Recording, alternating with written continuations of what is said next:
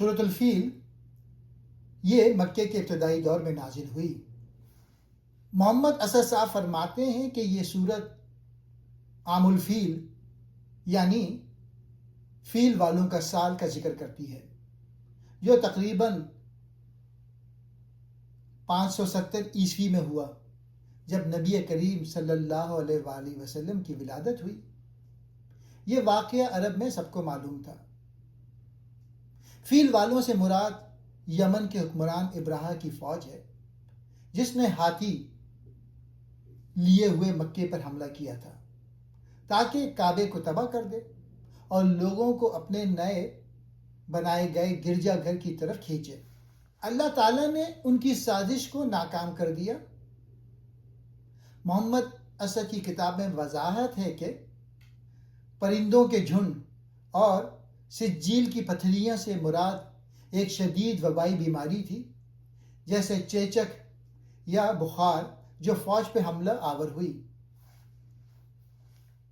Classic مفسرین جیسے رازی کی طرف اشارہ کرتے ہوئے محمد اسد کہتے ہیں کہ یہ پتھر اللہ کا مقرر کردہ عذاب تھا جو اچانک آیا اور فوج کو تباہ کر دیا۔ نتیجہ یہ ہوا کہ فوج کھائے ہوئے بھوسے کی طرح بکھر گئی، یعنی مکمل طور پہ نیست و نابود ہو گئی۔ یہ سورت قریش کو، جو اس وقت مکے میں رہتے تھے، یاد دلاتی ہے کہ اللہ نے کعبے کی حفاظت کی، جو ان کے آباء و اجداد کا مقدس مقام تھا۔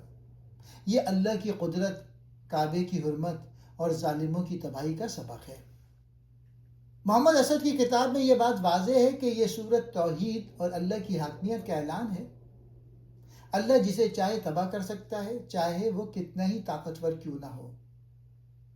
یہ نبی صلی اللہ علیہ وآلہ وسلم کو تسلی بھی دیتی ہے کہ اللہ ان کی اور اسلام کی حفاظت کرے گا، جیسے کعبے کی ہے۔ یہ سورت ہمیں سکھاتی ہے کہ اللہ کی قدرت لامحدود ہے۔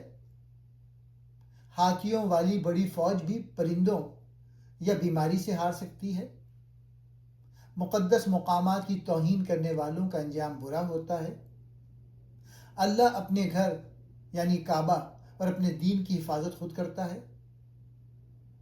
اللہ ہمیں اپنی قدرت پہ یقین اور شکر کی توفیق دے، آمین۔